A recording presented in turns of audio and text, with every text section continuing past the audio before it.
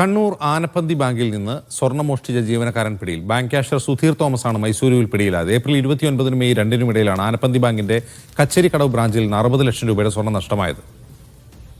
സുനിൽ ഐസക് വിരളുമായി ചേരുന്നു. സുനിൽ, ഇതെന്താണ് കേസ്?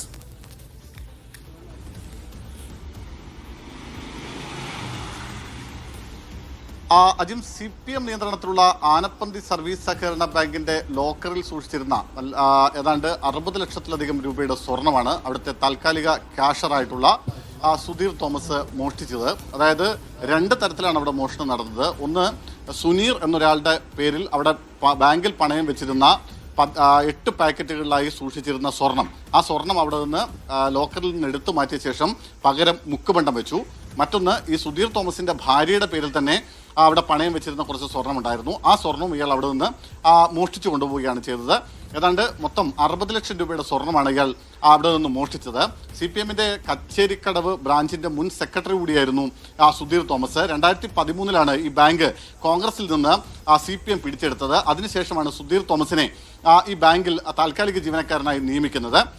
ആ സുധീർ തോമസ് ആണ് ഇവിടെ നിന്ന് ഇത്തരത്തിൽ ആ ബാങ്കിന്റെ ഷെൽഫ് തുറന്ന് അല്ലെങ്കിൽ ഈ ലോക്കർ തുറന്ന് അവിടെ പണയം വെച്ചിരുന്ന സ്വർണം മോഷ്ടിച്ചു കൊണ്ടുപോകുന്നത്. ഇതിൽ വളരെ രസകരമായ മറ്റൊരു കാര്യം കൂടിയുണ്ട്. അതായത് ഈ കേസുമായി ബന്ധപ്പെട്ടുകൊണ്ട് ഇന്നലെ ഒരാളെ പോലീസ് അറസ്റ്റ് ചെയ്തിരുന്നു. അത് സുനീർ തോമസ് എന്ന് പറയുന്ന ഒരാളാണ്. ഈ സുനീർ തോമസ് കോൺഗ്രസിന്റെ അവിടുത്തെ വാർഡ് പ്രസിഡന്റാണ്. അതായത് കോൺഗ്രസിന്റെ വാർഡ് പ്രസിഡന്റും CPMന്റെ മുൻ ബ്രാഞ്ച് സെക്രട്ടറിയും ചേർന്നാണ് ഈ തട്ടിപ്പ് അവിടെ നടത്തിയത്. ഈ വാർഡ് പ്രസിഡന്റിന്റെ ഭാര്യയുടെ പേരിൽ വാർഡ് പ്രസിഡന്റിന്റെ പേരിൽ പണയം വെച്ചിരുന്ന സ്വർണമാണ് CPMന്റെ മുൻ ബ്രാഞ്ച് സെക്രട്ടറി അവിടെ നിന്ന് എടുത്തു മാറ്റുകയും പകരം അവിടെ മുക്കുമണ്ടം വെക്കുകയും ചെയ്തത്. തുടർന്ന് ഈ കിട്ടിയ പണം ഇരുവരും വീതിച്ചെടുക്കുകയും ചെയ്തു. അതായത് ഈ സുനീറിന്റെ കൂടി അറിവോടുകൂടിയാണ് അവിടെ നിന്ന് ഈ സ്വർണം സുധീർ തോമസ് എടുത്തുകൊണ്ട് പോകുന്നത്. അതിനുശേഷം ഈ സ്വർണം പുറത്ത് വിൽക്കുന്നു. ആ പുറത്ത് വെച്ചതിൽ കിട്ടിയ തുകയുടെ കൃത്യം പകുതി സുനീറിന് നൽകുന്നു.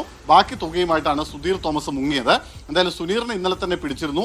സുധീറിന് വേണ്ടിയുള്ള തെരച്ചിൽ പോലീസ് ഇന്ന് നടത്തിക്കൊണ്ടിരിക്കുകയായിരുന്നു. അതിനിടയിലാണ് ഇയാളെ മൈസൂരിൽ വെച്ച് പ്രത്യേക അന്വേഷണ സംഘം അറസ്റ്റ് ചെയ്യുന്നത്. ഇരിട്ടി DYSPയുടെ നേതൃത്വത്തിലുള്ള പ്രത്യേക സംഘമാണ് ഇയാളെ മൈസൂരിൽ നിന്ന് അറസ്റ്റ് ചെയ്തിരിക്കുന്നത്. ഇയാൾ അവിടുന്ന് ബാംഗ്ലൂരിലേക്ക് കടക്കാനുള്ള ശ്രമത്തിനിടെയാണ് ഇപ്പോൾ പോലീസ് സുധീർ തോമസിനെ അറസ്റ്റ് ചെയ്തിരിക്കുന്നത്.